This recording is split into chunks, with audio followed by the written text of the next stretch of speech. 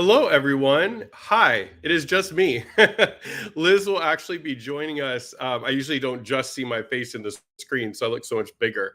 So Liz McInvale will not be joining us today. I don't know if she told you. I know she told everyone, but she has actually just had twins. So she is part of the twin club. My sister just had twins as well. Well, 10 months ago. But Liz McInvale had twins, a boy and a girl, which is amazing. But anyways, so she is crazy, but she wanted to she's not crazy. Her schedule's crazy.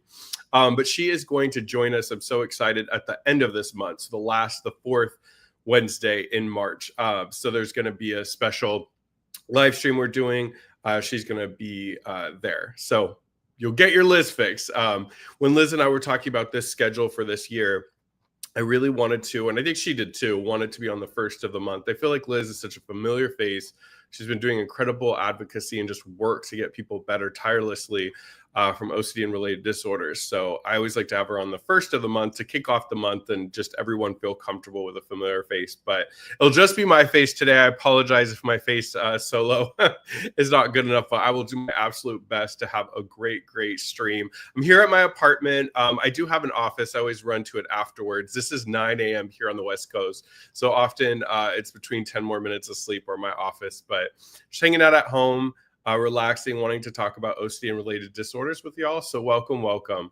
A couple things. Every Wednesday at 9 a.m. here on the West Coast, that's going to be noon Eastern. And then I'm terrible with any other time zone, so I can't help you out with that. But we have these clinician-based live streams. Now, I don't mean it's just for clinicians, of course. I just mean myself and any other guest will be a licensed clinician. So we want to bring on people that are PhDs, LCSWs, LMFTs, LPCCs, a lot of different mental health providers, just so that you know that the people on here obviously can't give treatment, they can't treat you, but they're going to give their clinical perspectives, their research-based perspectives, their evidence-based perspectives. And that's important to me. I think that's important to the live stream. I know it's important to Liz. It doesn't mean that some people find things like sleep and diet helpful. It's just we want to make sure that the interventions that are discussed here are coming from experts. That's why we call it Ask the Experts, just so that you know that everybody on the live streams can help you out, can give you some direction. I always have to remind you all, this isn't going to replace therapy, though. We want these live streams to be a comfortable spot for you to get community, to get education, to get information. But if you are going through a crisis, we can't supplement with that. So please contact your current provider. You could also dial 911 or go to an emergency room if it's absolutely something that you're struggling with and you're afraid that you might be in some sort of harm, or you can dial 988 or go to 988lifeline.org.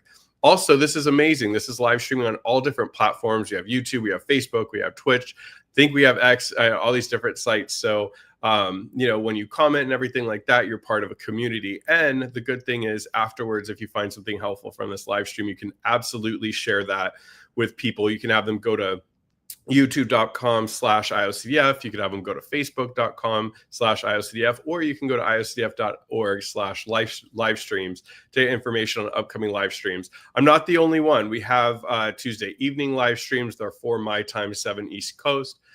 We also have special live streams, family live streams, so much stuff. So make sure to hit that website. I love the live streaming programming, not just mine, obviously, and I'm a little biased, but just, I wish this would have been around. A little introduction of myself. I'm a licensed clinician here in Orange County, California, specializing in obsessive compulsive disorder and related disorders like body dysmorphic disorder. Also, mood disorders like depression, as well as anxiety-based disorders, generalized anxiety disorder, social phobia, which we call social anxiety disorder, and more. But I also have OCD. And so for me, when I was going through my treatment, there was nothing like this. And often my mom and I kind of struggled alone. I felt very alone at the time. So I always like seeing you all interacting in the comments. I like when you ask live questions. I like when you share successes or you share pieces of knowledge that help you. I just love it because for me, it's just like, hey, I didn't get this when I was struggling. I didn't have a community to go to and to talk to every week and multiple live streams. So make sure you join us. You can definitely in the comments. I want to hear from you. So first, where are you from? Where are you located? Where are you joining us from? You can put that in the chat. Whatever platform you're on, just go to a chat feature and you could type that in. Also, are you here to support yourself? Are you a clinician treating OCD? Are you someone who is loving somebody with OCD, like a romantic partner, a parent, a sibling? Let us know. Also, any questions you have, I'll answer them. Let me know any questions you have about anything with mental health related. Also, if it's a question I can't answer, because maybe it's for psychiatry, we have a sheet which I have up on my screen right now with pre-submitted questions as well as questions for providers in different weeks. So if it's a medication question, for instance, every second Wednesday we have a medication provider. So we'll have a psychiatrist next week, and they'll be able to answer medication-based questions. But want to hear from you, want to know where you're at.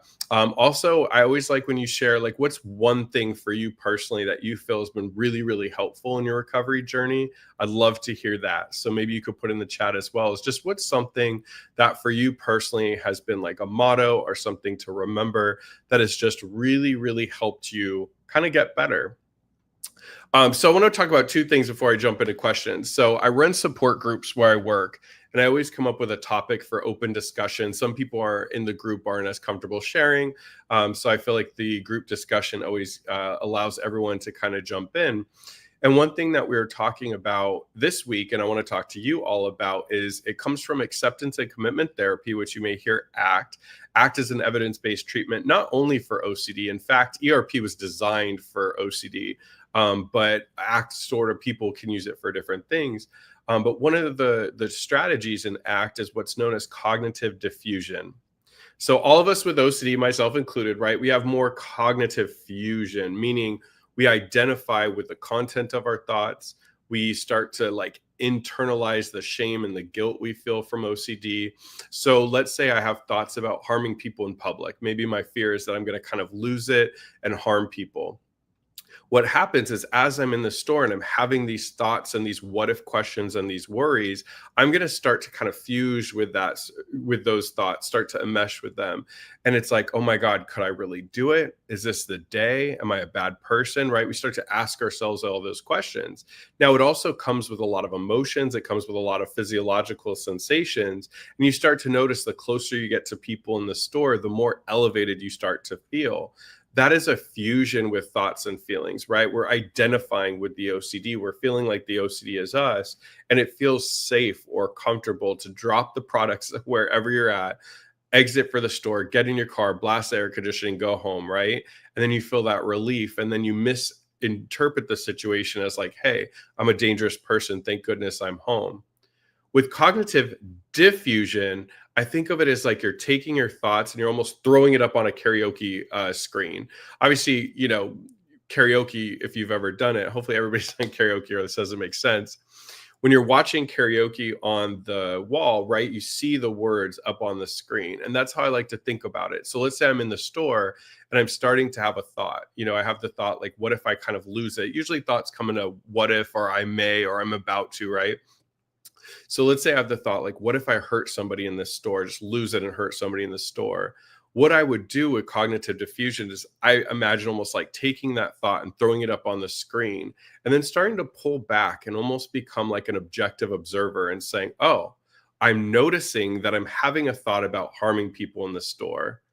I'm also noticing some temporary anxiety that I know will pass, but I'm experiencing some discomfort. I'm also becoming aware of the intensity of my breath and my heart beating. Now I have a choice. I can either be an observer of those thoughts or I can engage with those thoughts. So I want you to think of another analogy. Let's say you're at the park. I found out you're not supposed to feed birds bread. You're supposed to feed them grapes. And so let's say you're at a park and you're sitting on a bench and you have some grapes and you're seeing other people feeding ducks grapes. If I'm an observer, I'm just going to notice it. I'm going to watch the kids and other adults like throw food to the birds, watch the birds eat the food and fly off. Or I can engage with it. I can get up, I can walk over, and I can too feed the birds, right? So if I'm having this thought in the store, I can say, look, I'm noticing myself now, noticing that I'm having this thought. I'm going to be an objective observer to it. I'm going to notice my dysregulation happen, my breath starting to get quicker, my throat getting dry. And now I have a choice. I have some space in between myself and the thought. I think you're trying to create almost like a Grand Canyon, right? And you're saying, okay, I'm going to observe this thought. I'm not going to engage. I can have a choice, right? I'm going to take a commitment. That's a C in ACT. And I'm going to choose. Do I want to leave, and go against my values, because my values are to be able to go to the store, buy things because I have a friend's birthday party, I want to get a gift for them, right? Or I can run and bolt like I normally do. Well, I'm going to commit to continue to go through the store, and I have a choice. I can sit there and sort of go through the motions, but engage with the thoughts and start to answer them and do mental compulsions. Or instead, I can choose to say, look, I'm noticing the thoughts, but I'm not engaging. I'm just observing them. And instead, I'm going to continue to shop throughout the store. I'm going to divert my attention back to the real world, be external, notice the products I'm buying, just talk to people, engage, right? And then you could throw ERP in there, right? I'm going to actually go up to people when I'm in the aisle and purposely be close to people. I'm not going to use the self checkout. I'm going to choose to use the actual like checkout with a person, and I'm going to leave the store. Does that mean it's going to be easy? Obviously, no. But what you're trying to do here is not enmesh with the thoughts. That's why sometimes I have people name the OCD. Give it a name, somebody you don't like, or a character you don't like, or a word that kind of symbolizes the OCD. And picture it like, it could either be a bully. A lot of people talk about OCD being a bully. It could be kind of like a trickster, like a used car salesman. No offense to used car salesman, but kind of like sly and making you promises that never come true. Or I like to think of it like the scared little child part, not of us, but just like a little scared child that's like, please, please, please leave the store. I'm so scared right now. And it's your job, if you want to get better, right, to say, look, I don't need to listen to the OCD. I can hear it, but I'm changing my relationship with these thoughts and feelings. I'm going to observe them. I'm going to hear them, etc. But I'm not going to engage. One last thing I'll leave on this is I know it's hard to not engage with the emotions, right? Like if you're feeling so much fear in that store, or let's say you have contamination and you're sitting at a public restaurant and you notice that they didn't clean the table well, and you're starting to feel all those icky emotions and you're starting to get grossed out, right? But think of it like this, right? There's times that we drive on the road and we're tired. And just because we're tired, we don't immediately close our eyes and nap in the middle of the freeway. Or we might be angry at our boss and we don't curse him out, right? We can be angry, but choose not to curse him out or yell or scream. So we can have that anxiety of sitting at that table and kind of feeling like germs are getting all over you, yet still choose to stay and finish your meal. So I know it doesn't always feel like a choice. I know OCD is so powerful. I have it. I get it. But start to trust that you have more power in the recovery than you think. I noticed in my own recovery, the more I start to get offensive and the more I start to argue back and push against the OCD, the quieter it became. It started to become a lot more quiet the more I just kind of pushed back and started to get to a point where I was like, no, I'm not doing this anymore. OCD is like a little chihuahua, and the more you kind of go at it and it barks. The next thing I want to get to, one other tidbit I want to give you, and then like I said, I'm going to jump into questions. There's a lot of stuff out there, talking about like how to conceptualize OCD. And one thing that I think I have been telling clients, and I think it's helpful, is the whole reason OCD chose your subtype is because of the fact that it goes against your value system. It goes against your character. It goes against who you are. So all my clients with scrupulosity are some of the most moral people, religious people. They're good people, and they want to kind of follow rules in a positive way. And OCD sort of uses that and says, you're going to go against your faith. I know it's Ramadan right now for our Muslim viewers. And I know there's certain rules, and OCD is like, you're not doing it right and you're bad. Or I know, my Christian viewers, right? It's like, oh, you're not praying enough or you're not praying right. So OCD is going to pick at that because you value being a person of faith. To my clients with harm thoughts, whether they're sexual in nature or physical, aggressive in nature, are typically the nice, kind people. They want to help people. They want to support. They're trustworthy and they're safe. So when OCD says you might do this, you might do that, it makes you feel like you're a bad person. That's where the guilt, the shame, the stress comes in. And then we're so likely to kind of give into the OCD because we're like, I don't want this to be me. I don't want to become this, or I don't want to be this, or I don't want this to happen. So what I want you to picture is OCD is out to smear campaign you. So hate politics, not going to talk about politics. But in politics, the one thing I'll say is you're always kind of smear campaigning your opponent. That's just politics and why I could never do it. I'm too nice. I would not want to be part of that. But what I want you to think about is OCD is on a smear campaign against you. So let's say you're a tidy person and you're a clean person and you take care of your health and you value your life. Well, what is OCD going to say? It's going to say, oh, but Chris, you're going to get a horrible disease because you're you're reckless and you're going to make a choice that's going to mess you up, and you're going to accidentally do something, and that's going to get you sick, and then you're going to get a virus, you're going to get a disease, and then you're going to be sick, and you could have taken better care of yourself, and now your whole family has to get involved and take care of you, right? Well, that's the OCD smear campaign. It's coming up with posters, it's coming up with a marketing team, it's trying to make you feel like you're this like bad person, right? Like OCD sort of preys on that. And what I want you to think about is, just because somebody preys on you doesn't mean that it's true. Doesn't mean it's right. I meant to DM her, but there's a post from somebody that I follow. I met her at a conference, but her name, I'm going to double check her Instagram because I don't want to shout her out and then I totally direct you to the wrong Instagram. But I think it's Christina Councils. Let's see. Yes, it's Christina Councils, Christina Nabe. I need to message her this. But she posted a really good post, and she said, imagine you're at a party, you're a newer person to this friend group, and somebody's wallet goes missing. And because you're kind of the new person, everybody comes up to you and starts blaming you, like, hey, we think you stole the wallet. Well, you're going to start feeling defensive. You're going to feel guilty. You're going to feel uncomfortable. You're going to get very anxious. You're going to get very worked up. But that doesn't mean you stole the wallet.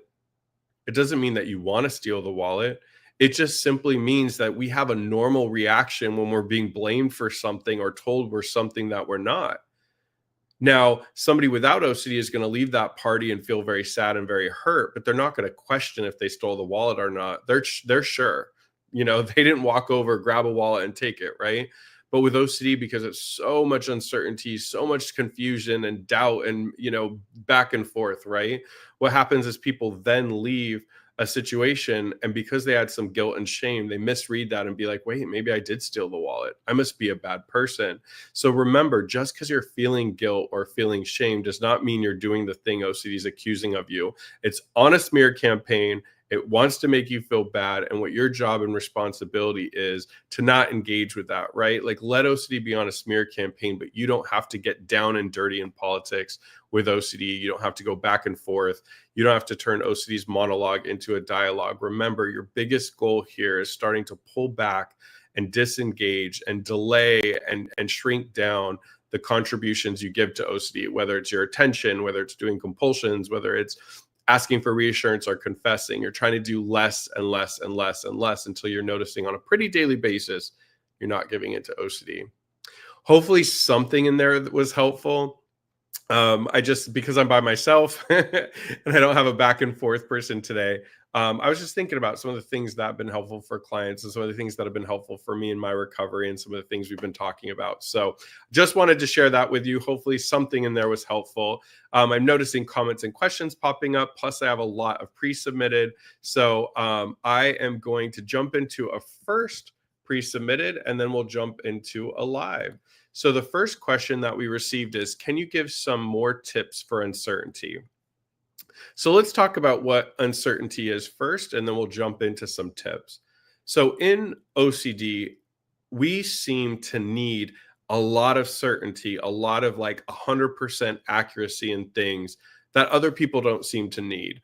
So an example is like, if I'm driving, I'm in Southern California, right? There may be a chance that I'm going to get in a car accident. Most of us that get on the road, we know that's a possibility. We know that there's earthquakes living out here, right? But because we do like a cost risk analysis subconsciously in our brain, we're like, oh, as long as I, hold the steering wheel, pay attention, drive a little defensively, I'll be fine and I'll do the best I can. And if God forbid something happens, I have airbags, I have a safe car, I'll do my best, right? And you go about your day and you do that every day. Or living in California, we do earthquake drills in school and we all just know, hey, if there's an earthquake, here's what I'd do. So when we don't need certainty on something because our OCD hasn't spotlighted it, it's so easy to sit there and just be like, yeah, I don't know if there's going to be an earthquake this week. I haven't heard anything in the news. I figure we're safe. Not when your OCD latches on. Not when your OCD latches on. So let's say you have met a new group of people and you get home and you get that panic thought, wait, did I say something offensive or racist or rude or nasty? And I don't remember it. Oh my God, I need to do a mental compulsion. I'm going to scan the entire conversation I had. I'm going to try to remember the words. I'm going to try to remember the faces. I'm going to play through it. One of my friends was there, so I'm going to kind of fish and send her a text and be like, "Hey, it was great meeting your friends. Did they seem to like me?"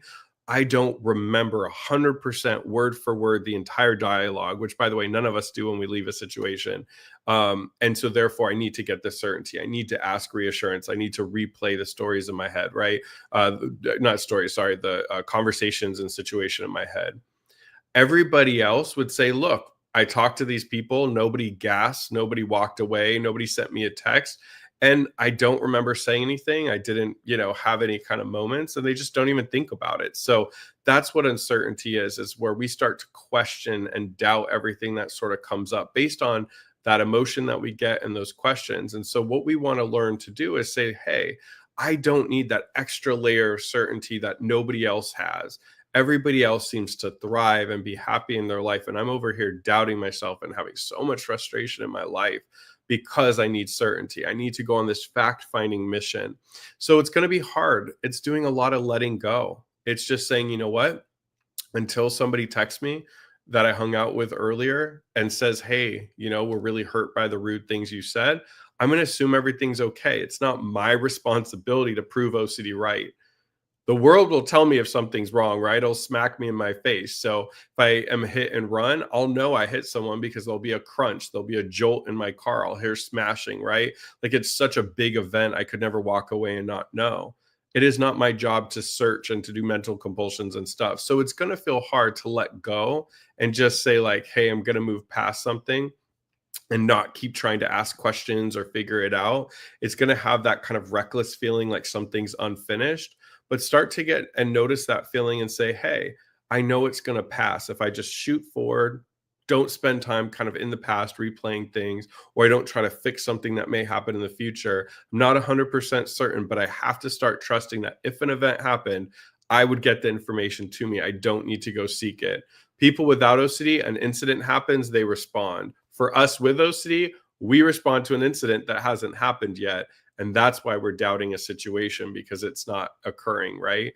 Nobody is coming in my office and saying, Chris, right now I have a health disease and I'm dying. It's always like, did I go into a building with asbestos and I could get sick and have cancer in the future, right?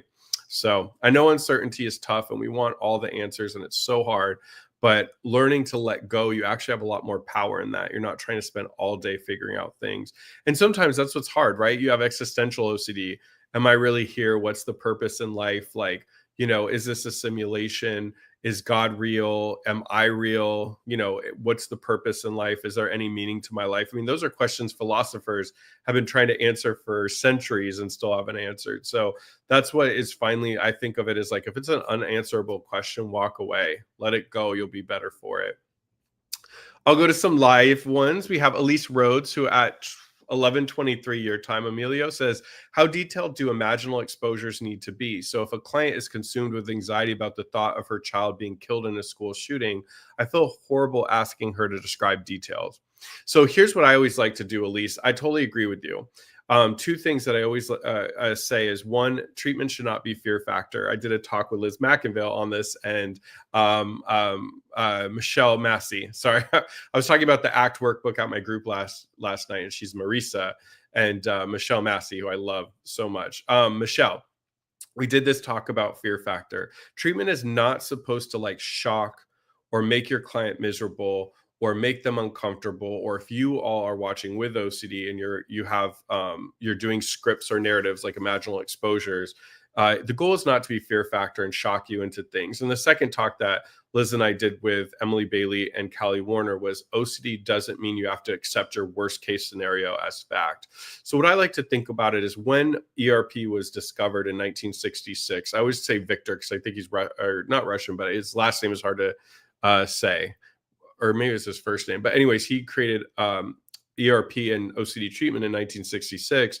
And the problem was, people with more mental based OCD, they were like, hey, we can't treat you. We can only treat people with physical symptoms. And so it's sort of just like people with intrusive thoughts and, mental compulsions and mental rumination were just sort of thought to be untreatable. But it wasn't until Edna Foa really for OCD created the imaginal exposure. And it's like, hey, putting yourself in that situation and learning to not engage in these compulsive behaviors, not engage in these mental compulsions, habituation, inhibitory learning. So what I always think about is, for an imaginal exposure, what we're just trying to do here is, this person, your client, right, is probably triggered by certain things in the media or certain thoughts that they have. What I always tell people is, let's just put OCD's thoughts that are swirling around in your head down on paper. I don't want you to exaggerate. I don't want you to make up details. In fact, I don't even want you to get graphic if you don't want to. Like, that's not really the point. What the point is, in OCD, our head's just spinning, spinning, spinning. We don't have like a beginning, a middle, an end, a conclusion, a solution, any of that, right? So we're going to write down what OCD is telling you sort of from start to finish. Then what we're going to do is, in OCD, our feelings and our responses are always very resistant. So it's like, every time your client is having those thoughts about her daughter, which obviously is horrific, she's pushing, or child, she's pushing it away, pushing it away, pushing it away. And the problem, as much as I wish that worked, that's what everybody does before treatment. They're pushing away thoughts, pushing away thoughts, pushing away thoughts. And I think of it as like, what you resist persists, and then it hits them and it hits them. And the worst part is, it hits them in inopportune times and puts them on the defense. So your client might just be at work and in a meeting, and then she gets the thought, right? And then, or your client gets the thought, and then suddenly it's like, oh my God, oh my God, oh my God. And they're trying to regulate in the middle of a meeting. By writing it down in an imaginal, they get to determine when they bring those thoughts up and practice the response prevention. So what I have learned having OCD is that it doesn't take a lot for us to trigger, right? So even just writing out the basics that comes up in their head is going to be good enough for the exercise. I think sometimes clinicians who don't have OCD, and I'm not judging clinicians, I'm not saying this is all clinicians, but sometimes they're like, oh, it's just words on a paper, like really go for it, right? But for us, the littlest things make us anxious. I wonder if people agree in the chat. It could be somebody sneezing and we suddenly think we have a horrific virus, right? It doesn't take a lot for us to be triggered. So what you're really trying to do, Elise, is just get enough down that it has like a beginning, middle, and end, so it can practice. One of the things I like about Imaginals is you're starting to find out what is the core fear, what are they worried about, and the aftermath, but also having them write their thoughts start to finish, because a lot of times we just loop. My child's going to be killed. My child's going to be killed. And it just stays like almost like a mantra, but a negative one. So if you have them write from start to finish, and they're reading it and getting it all the way through and practicing that response prevention, it's not going to take a lot on paper. And like I said, I tell clients, the reason that we're doing this is not to torture you. It's that those thoughts are going to come up when you least expect it and you don't want it. So let's bring it up. And then finally, the goal is not to like these thoughts. The goals aren't even to accept that you want it to happen or it's going to happen. It's practicing not to get kind of consumed in these thoughts, to where then you get to a point that you're almost living through this horrific experience on a daily basis. It's really practicing that disengagement, that response prevention, letting words just be words, thoughts just be thoughts, and not getting kind of consumed with it on a daily basis, and doing it more on your terms. But I always get clients that are like, Chris, I'm not learning to like what's on the paper. I'm like, of course not. You're not supposed to learn to like it. It's more so just to recognize, like, okay, I have these horrible thoughts, but I'm learning on my own time in a session with a clinician not to get consumed by the thoughts and not to get stuck in my head. I can hear it, acknowledge I heard it, and move on without really torturing myself, which we do with OCD. So I know sometimes clinicians will be like, oh, I feel so bad making them write it down. When I did Imaginals, it never felt harmful or anything. It felt empowering, because I was like, hey, these harm thoughts, I had harm thoughts around killing, not accidentally, but killing my sister and my grandma. And so writing them down was tough, but it was like, oh, this is what OCD says. And now that I see it on paper and I'm reading it, I'm starting to recognize that this is not Chris. This is really, really just not me. It feels very fake. It doesn't feel real. I don't have to listen to it anymore. Nathan, it's always good to see you from Georgia. Spence, it's always good to see you. Yes, Central Time is yeah. See, I hate time zones. They're so confusing, but thanks for that. Also, Elise, you said, if all the obsessions are rooted in a fear of dying, do we do exposure for that first? You know what? So a lot of times it's tough, right? Because if somebody's OCD's kind of core fears around dying, That's tough, right? We all don't want to die, and that scares all of us. What I usually like to start with is talking to a client, like that's pretty heavy. And what we're trying to look to do is not get somebody to learn to habituate to the thought of dying, right? I think that would be really tough for us to do. So I don't think there's many of us out there that are going to ever be okay with dying. But OCD has told your client that they have to live by a certain set of rules in order to be able to be safe. And what I tell people is we're so consumed in OCD, but look around. What are the peers that you trust doing? What did you do before the OCD hit? What do your friends and family do? Why do you feel like you have a different set of rules? So let's use contamination for a second and let's use the pandemic. That was a real event and people made choices. And I call it kind of like the range of human behavior. Some people were more cautious. Some people weren't as cautious, but still safe.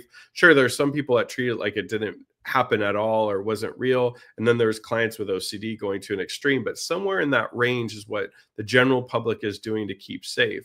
If you're out here with a different set of rules, why do you feel you have to do all these things to keep yourself safe and not die? And I also challenge you, if you have some things that are going to prevent you from dying or something bad happening, how come you're not sharing it with your friends and families and coworkers, right? It becomes this like secret disorder. So what I'd say, Elise, is like starting to see on the surface, like what are some of the things your clients doing to prevent them from dying, so they can start to learn like, hey, these compulsions and these hate behaviors and these mental compulsions, right? They're not really doing anything but keeping a mental health condition going, and they're not keeping me safer. And the goal is not to get to a point that they accept dying. It's more so like, if it's going to happen, we all have to accept that as humans. It's just part of life. But I'm not going to do these extra things to try to stop it. And that's what I think OCD does. It gives us this inflated sense of responsibility, like we have to be on a daily basis protecting our faith, protecting our life, protecting loved ones, or whatever it is that we fixate on. We have a couple more people that are saying hi and saying hi to each other, which I always love. At 12:05, we have Terracotta, who says, how do we address taboo intrusive thoughts when they linger? I panic and have to neutralize them with a distracting thought. How to respond when you are fused with your thoughts and they don't seem to go. So here's what I'd like to say, Terracotta, is one thing I always try to remind people is that, let's say you're having taboo intrusive thoughts, and the only way you feel like you can cope with them is to distract yourself, right? The hard thing is distraction isn't the worst thing in the world, but the problem is as soon as you stop distracting yourself with a movie or sleeping or scrolling or whatever you're doing, the thoughts are right there again, right? So it's not really a long-term solution, but you're human. And if you're panicking, the last thing we're going to say is like, no, keep going, panic more, right? But what I remind clients is you can delay and you can reduce before you have to eliminate. So let's say taboo thoughts. Let's say I always try to come up with different ones so people feel seen. Well, a common one is like being at like if you're a pedestrian and you're at a stoplight, or not a stoplight, but a crosswalk, and you have a fear you're going to push somebody in the middle of the street, right? Like, let's say those thoughts start to come up and they're lingering and you're starting to panic and you're feeling uncomfortable. OCD is wanting you to get that temporary relief so badly. And it's like, come on, Terracotta, just like, instead picture you like hugging the person and thinking, I'm a good person, to like neutralize, or grab your phone and start scrolling. Even if the delay is 10 seconds, and saying, no, I'm going to stand here. I'm not going to have my hands in my pocket. I'm going to keep my hands out. I'm not going to try to like distract myself mentally or grab my phone. And just for 10 seconds, I'm just going to sit here and wait for the light to turn green. And I'm not going to move. And I'm just going to say, hey, I'm having these thoughts. They're horrific. I'm not engaging. OCD says I could do it. That sucks. Maybe, maybe not. I don't know, but I'm not going to try to figure it out. Okay, 10 seconds. Let me go to distract, right? And then what you try to do is you try to elongate it, because ultimately what you're trying to do is teach yourself that these thoughts are not you. These thoughts are not a deep down like desired behavior that you're just like coming up to the surface, and if you don't do the compulsions, it'll happen. So you can always practice that. But what I'd say is, if you're noticing that intrusive thoughts linger, always remember this, because I think this is something we all with OCD go through. If you have an obsessive thought, let's say you have that obsession at 11 a.m. Let's say you're eating, and at 11 a.m. you're like, what if I'm going to poison my boyfriend, right? If you're still thinking about it at 3 in the afternoon, it's no longer the O. It's turned and morphed into a C, the compulsion. The obsession is, what if I poison my boyfriend today? and it's all those feelings and emotional dysregulation and worries you get. But if you don't immediately just say like, "Oh, I get it. I'm having an OCD thought. I'm gonna go hug my boyfriend and spend 10 minutes with him just to piss OCD off." And yeah, OCD, you keep saying I'm this horrible person. Like, prove it. Come on, go for it. You keep saying what you're gonna say. Like, let's see what happens. But I'm not changing my day, right?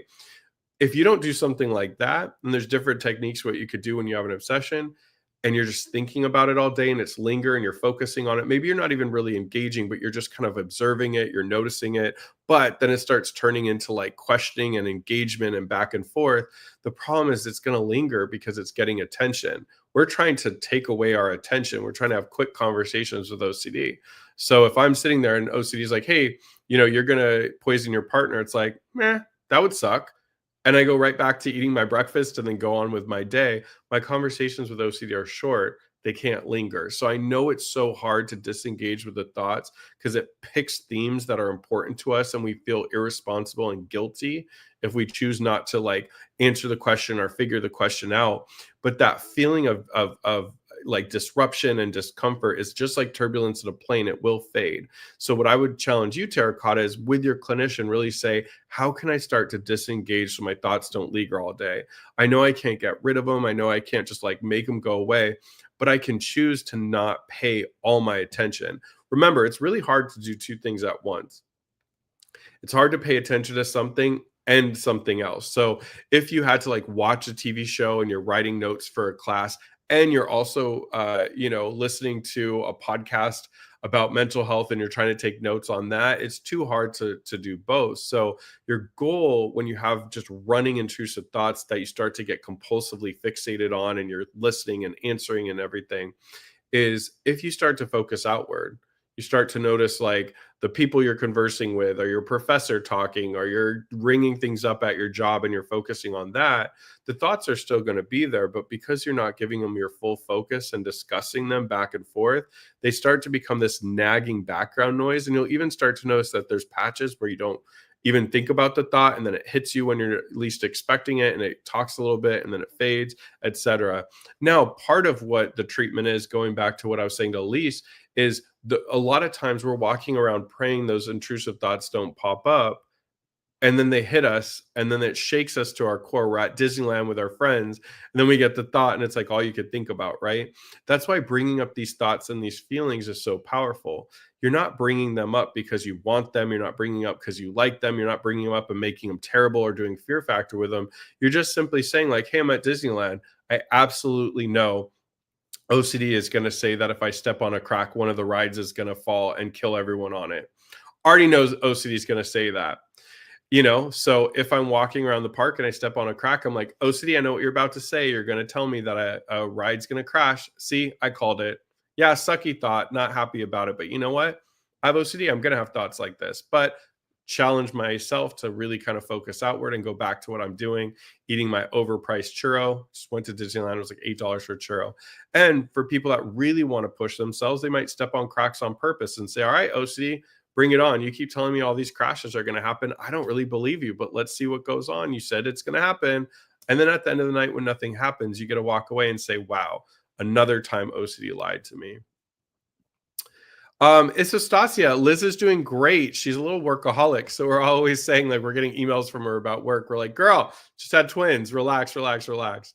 But yeah, she's doing great. She's so happy. And we'll have her at the end of the month, which I'm excited. I always feel more comfortable with with like a co-host. So I always love having Liz. I'm fine doing this because I think of you all as my co-host. Suffering sucks. I agree so much. At 1206 says, "I'm in Chico, California." Okay, so here's the thing. I always get the two confused. I think Chino is down by me in Southern California, and I think Chico is up north. So you have to tell me if I'm right. You said you're hoping to find an OCD specialized skilled clinician that accepts Medi-Cal if anyone knows. So here's what I want you to first try. Suffering sucks. At 1206, Emilio, what I want you to first try is I want you to go on the IOCDF website and I want you to go to their find help feature. I always tell people you can put in iocdf.org, one of those backslashes, and then find dash help. Or if you go on right there, thanks, Emilio, or if you go on the main page, you'll see a find help toggle. You can put in your zip code, and then that will tell you the clinicians in your area, and you can click on insurance and it'll list the insurance they have. Or sometimes it just says takes insurance. You might have to call around a little bit. I know that USC, through Barbara Van Noppen, USC has a collaboration with LAC, which I never know what that stands for, but it's a hospital, and they offer OCD treatment. I don't know if they do it via what do you call it? I don't know if they do it via telehealth though, because it's USC. I'd have to find out. So now I'm in an awkward position because I have to ask her and somehow let you know. What I'll do is, I don't know if you're going to join us next Wednesday, but I will ask Barbara Van Noppen at USC. But if you go on the USC website and just look for Barbara Van Noppen, she's the one that started the family accommodation scale in OCD. She's also on the board of OCD Southern California. You could ask her and she could direct you, but I will find out and I'll announce at the start of next week's live stream. But in your area, you can look on the find help feature. Also, sometimes what's a good thing too is reaching out to a clinician in your area that you like and just saying, hey, I know you don't take Medi-Cal, but do somebody you know take it? Because I know for me, we take, where I work, we're in network with an insurance. So 2 insurances, Aetna and Kaiser. And so, but sometimes people don't have that. And so I kind of learned like around me, like who takes what, who's sliding scale. So sometimes if you ask a clinician near you, they can answer that question for sure. Hey, Betsy, it's good seeing yourself.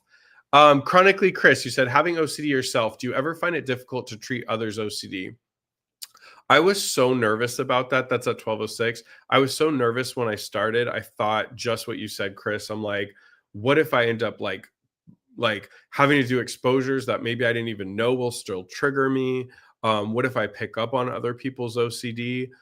But no, the opposite actually happened. I got a lot more confidence because as I started to advocate for OCD, I started to notice that I was getting better even further from recovery, from advocating. Because I just think there was something like I don't know if you've ever done this, Chris, but I think what I love about running support groups, or I was part of a support group, is you give other people advice and then you kind of walk away and you say, hey, even though their subtype or what they focus on is slightly different, that advice that I gave was actually really good and could help me too. I should start trying that. So as I was advocating and talking about OCD, I was like, wow, it is so easy and clear to me when I give other people advice because there's not that noise and that anxiety that comes up with it. So for me, when I started to become a clinician, it was just like I'm so immersed on a daily basis with like doing exposures with clients, right? I used to have this thing about like expiration dates and eating food that is what do you call it? That's like a couple days expired. I've had so many clients with that fear. And, obviously I do the exposures with my clients. So I'm never like, hey, let's eat this 7-month-old cheese. But if any of you have Trader Joe's in your area, Trader Joe's, I love them, but everything is like a 3-day shelf life, right? So I'll buy something from Trader Joe's, bring it to the office, and then we'll share something that's like a day or two. Usually it's kind of like the max that I'll do. Because like I said, exposures, what I was saying earlier, exposures do not have to be terrible. They're not supposed to make you feel like miserable. It's just supposed to replicate what may happen in the real world as you venture out from treatment. And so there's plenty of times a friend will be like, oh, I have some leftovers here. And it's like a day or two old, right? So that's normed. But yeah, just eating food with clients that is kind of 1 or 2 days old. I mean, now I just don't even care. I ate chicken last night from Trader Joe's. I spent way too much money on it. It was 2 days expired. And I'm like, I'm eating it and I'm not sick today, right? So I think just being around OCD, talking about it, doing exposures with clients, but also the cognitive work, like explaining OCD, how it works, getting educated and doing research, not me personally, but reading research on OCD, it really helped me. I will say, somebody asked me, should they become an OCD therapist?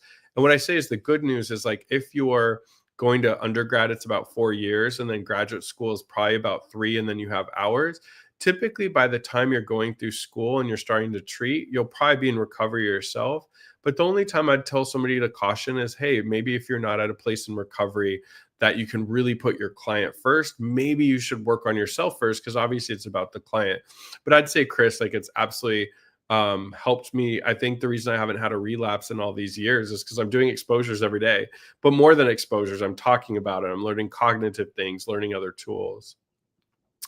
Yeah, Liz had a boy and a girl, which is cool. I just know people want healthy kids. That's what is so important.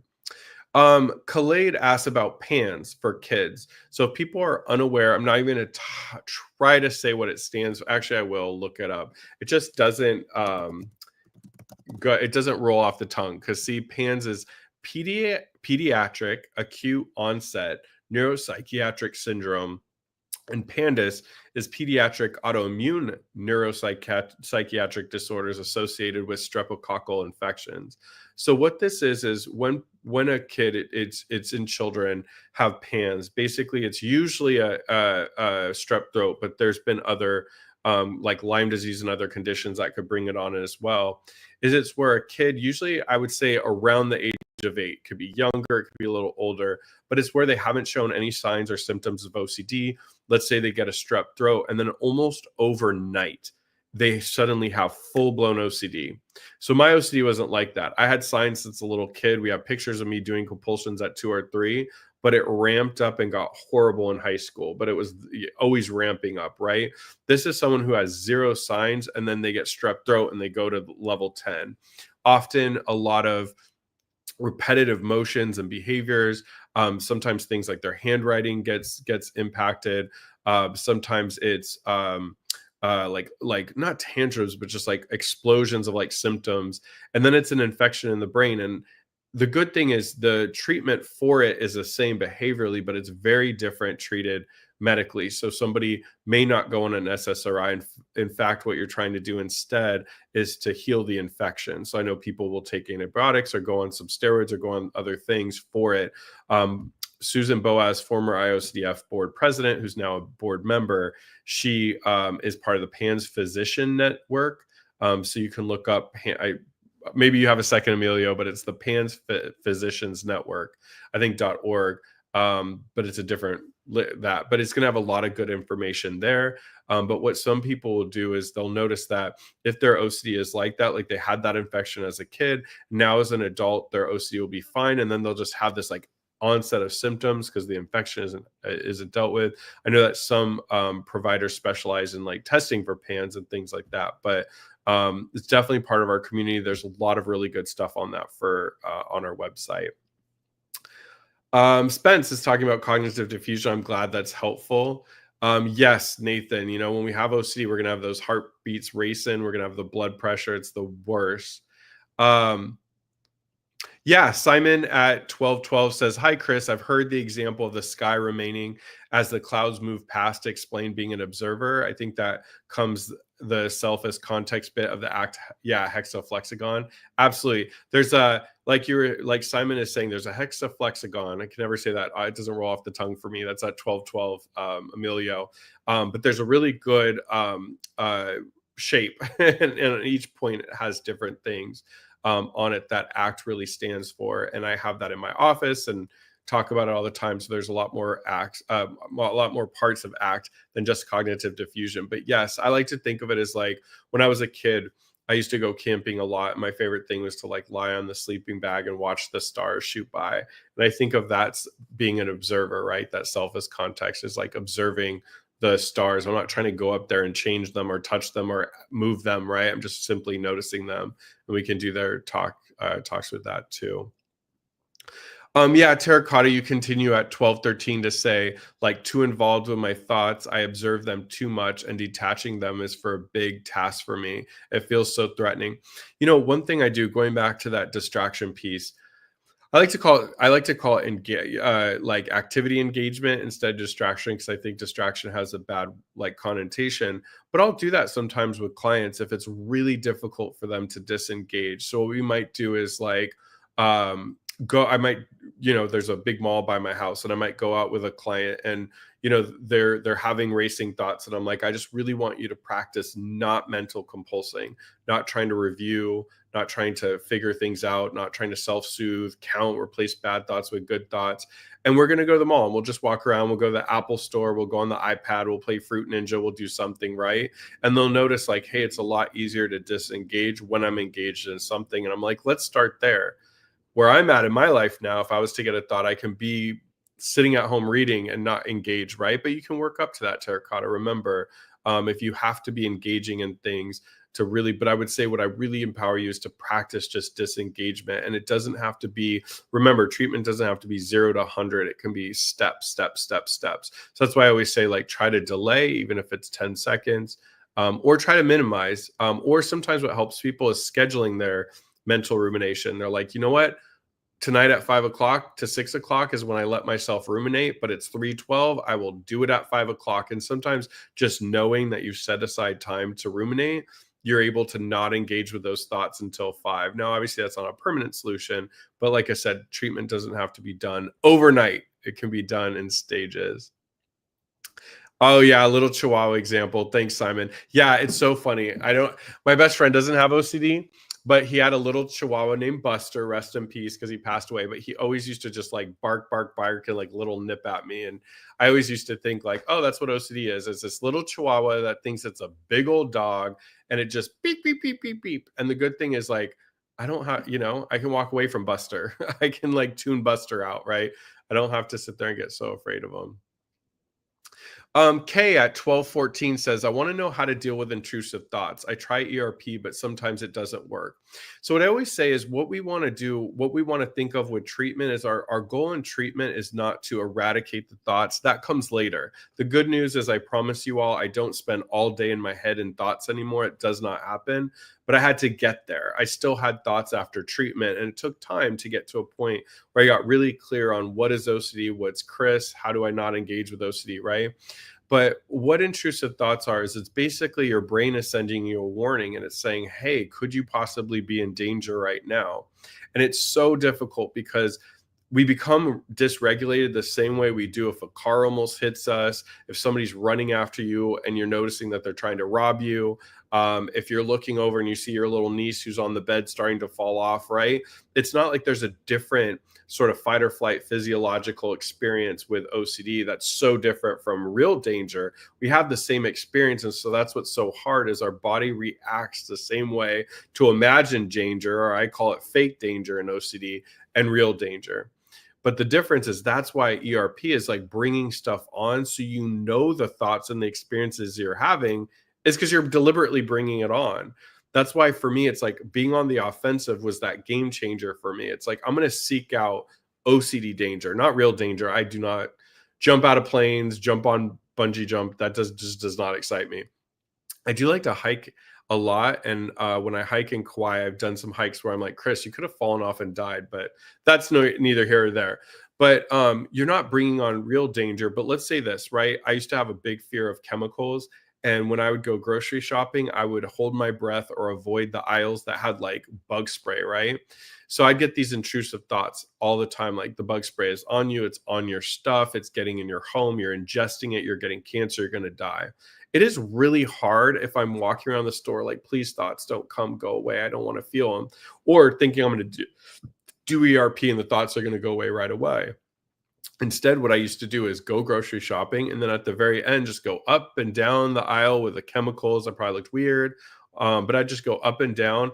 And then I would say, all right, there is chemicals all over my groceries and stuff, but I'm bringing them home. I'm going to eat it. I'm going to use the deodorant. I'm going to everything I buy. What would happen is I'd get home, and when my brain was like, Chris, you have chemicals all over. It's like, I know. I was the one that went down the aisle. I did it on purpose. Let's go, OCD. Everybody else does it and seems to be fine. Let's test it out. Let's make it an experiment. Well, sure enough, what would happen is if I put my groceries away, I went to eat, I'd take out the groceries, eat it. I went to shower and use the shampoo I bought that had chemicals on it. After a while, because I faced it, my brain just quieted down. So I promise you, if you face your fears, and even better, you bring them on yourself, your brain will quiet because it sees you just not really caring. But also remember, like, the thoughts aren't going to just vanish. I always tell people the first thing to go is your behaviors. Like, you're going to be in a really, really good place to where you're not engaging in OCD. And then the feelings are going to start to quiet down. So you notice you're not as anxious, but those darn thoughts are usually the last thing to go, but they will. And you'll get to a point where they're not harassing you. But like I said, the worst thing you can do is to go towards the OCD and have that conversation. So it shouldn't be a back and forth all day. Get good at being like, being at a point where you're just like, I'm fed up. I don't know why, I'm having these thoughts. I don't even really care, but I am just not going to communicate with OCD anymore. I'm done. I'm moving forward. And OCD is saying that if I abandon this conversation, everybody I know will be hurt. It's not that I want them to be hurt. It's not that I don't care, but I've spent 8 hours already talking about it with no solution, and I'm exhausted and I'm over it. I'm walking away, right? Doesn't mean you don't care about your family. It means you don't care about OCD. So that's definitely important. Hey, I hope, Gail, you're doing great out there in Cape Town. Kay, you also ask at 12:16, how do I distinguish between thoughts and reality? There's a treatment called inference-based CBT or ICBT, and one thing they talk about, and I learned it before I learned ICBT. I really learned it from mindfulness and meditation. I did martial arts and got really, really involved in the mental part of martial arts. And then when I went to undergrad, I had a professor that actually did a lot of research in mindfulness. And the way you know the difference between a thought and reality is a thought is in your head and it's no limits, right? I can picture myself hitting people with my car and running people over and all these people dying and me not noticing it, right? But reality is a little bit more strict than that. There has to be certain facts, right? So there has to be certain things in front of me. So if I'm driving and I've hit and run OCD, if I'm thinking about hitting someone, I'm kind of like imagining that, right? But I'm feeling that anxiety, and now I'm like, okay, let me check to make sure. Reality, you don't need to check. It either happened or it didn't. I either hit someone or I didn't, right? And trust your senses. I always learned when I was learning a lot about mindfulness in undergrad is like your senses are going to give you your information, right? So if you chew food and it's spoiled tasting, you'll taste it and you'll smell it. If you get in a car accident, you'll hear the crunch, you'll feel the jolt from hitting something. You'll smell the smoke coming up in your car, right?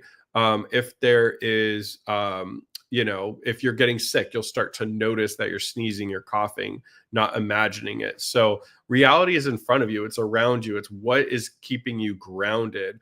Thoughts are when you sort of check out of reality and start to float in your head and imagine things. So being grounded, being focused, being in the present. OCD cannot live in the present moment. It has to tell you did something wrong in the past or you might do something wrong in the future. Yeah, so Spence talks about it 12:17. I agree with you. The diffusion I talked about was more about the second example that you gave. But definitely the first part is separating yourself, your identity. Remember, OCD is not you. And you've got to make sure you know you as a person and get really in tuned and connected with your identity versus OCD. Because I'm not OCD. I'm not the harmful, reckless person OCD used to try to lie to me about. So definitely that. Somebody said that medication helps them keep well stabilized. We'll actually have a psychiatrist on next week, so if you all come back, it doesn't mean the only conversations are going to be about medication and TMS, etc. You can absolutely ask general questions as well, but I like having a psychiatrist, so I'm not always having to tell people can't answer that. So there's somebody just saying that it's hard to find treatment. Please check out the IOCDF website. Also, you can email them info at iocdf.org. You could also email them as well. That's another good place. Betsy, you said the smallest thing could set off your anxiety. That's why I tell people like the treatment doesn't have to be really, really over the top, because for us, the littlest things can trigger us. Trainwreck at 12:28 says, is functional analytic psychotherapy good? So I don't know a lot about it. It goes by FAP, but what I want you to do, because I don't know much about it, if you are all familiar with the OCD stories, it's ran by Stuart Ralph, who is an amazing friend of mine, amazing person with OCD, and an amazing clinician out in the UK. He has the largest OCD podcast, which is called the OCD Stories. They actually just did a episode on functional analytical psychotherapy. So I haven't got a chance to listen to it. But I would definitely check it out and report back, please, and let me know what you think. And if Stuart's watching this, I need to listen to it. So, like I said, I do know that people will find different modalities helpful, and I don't ever think that we should close off to it. I always just do think that ERP is going to be our most evidence-based and proven treatment to work, but a lot of times other stuff can help. I know mindfulness really helped for me, meditation really helped me, cognitive behavioral therapy helped me, ACT helped me. So some of these stuff may be good, so definitely know it. Yeah, that need to know is really, really hard, right, with OCD. And I think, like you're saying, Isostasia, with OCD, that need to know, we don't always have the answers, right? Often, what I think of anxiety is when we're trying to control something we can't control and we feel powerless. But sometimes it's powerful to say, you know what? I got to leave this up to something else because I've done my part. And that's what I always tell myself, Chris, what can you control? What can you not control? In OCD, I'm going to leave you with this, and I'm going to feel horrible because I'm only at 12:30 with the questions, which means I missed a half an hour of questions. But like I said, I'm here every Wednesday. Please don't ever get sick of me, but I'm here every Wednesday, and I always Emilio can vouch for me. I stay on after the live stream and I copy and paste the questions to the top of the question sheet to make sure we get to those. I also need to do a YouTube video where I answer questions to get caught up. But I want to leave you with this point. One of the most helpful things for me in OCD is because just because we have OCD doesn't mean that we can't not do things or take care of things, right? But what can you control and what can you not control? If I have a fear of accidents and car accidents and driving, right? What can I control? Well, I can make sure that I'm sober when I drive. I can make sure that I keep the radio low enough that I can hear for emergency sounds. I cannot try to be cool like I thought I was in high school and college and use both of my hands on the steering wheel. I could pay attention. I could do defensive driving, which means, hey, I think this guy's speeding up because he wants to cut me off. Let me slow down instead of speeding up. I cannot engage in road rage. I can take my car in and make sure it has like the normal maintenance. But after that, that's it. I can't prevent accidents from happening. And that's why when we have OCD, the solution is to just never drive. But that comes with losing out on a lot. And it's the same, like I was talking to a client who used to be a Christian and they walked away from the church because they just said, Chris, I'm so anxious all the time because I need answers and I always feel like I'm angering God. And I'm like, but what can you control in this situation, right? You can go to church, you can read your Bible, you can pray, do all the things that you feel you can control. The rest of it, you got to leave it up for faith. You got to just trust that you'll be able to handle situations in the car. We got to get to a point that we focus on what we can control. In OCD, we focus a lot on what we can't control. And we get so consumed by it that it makes us feel small and helpless. But start to focus on what you can control. That's where your power lies. Hopefully this was helpful to many of you. Hopefully you were able to connect with people in the chat. You all were my my co-host today because I'm by myself. Thank you so much for hanging out with me for this hour. We'll be back next week, next Wednesday at the same time, 12 Eastern. I will have, I believe it's Carolyn Rodriguez. And if I'm wrong, then please shoot me in the foot. But I know we're for sure having a psychiatrist next week. That way, I have a lot of pre-submitted medication questions. You can ask them as well, but I'm going to be there. So it's not just a medication or pharmacological interventions talk. It's also going to be the combination of both. So I'll be answering questions from an OCD treatment provider lens. So we'll talk about both.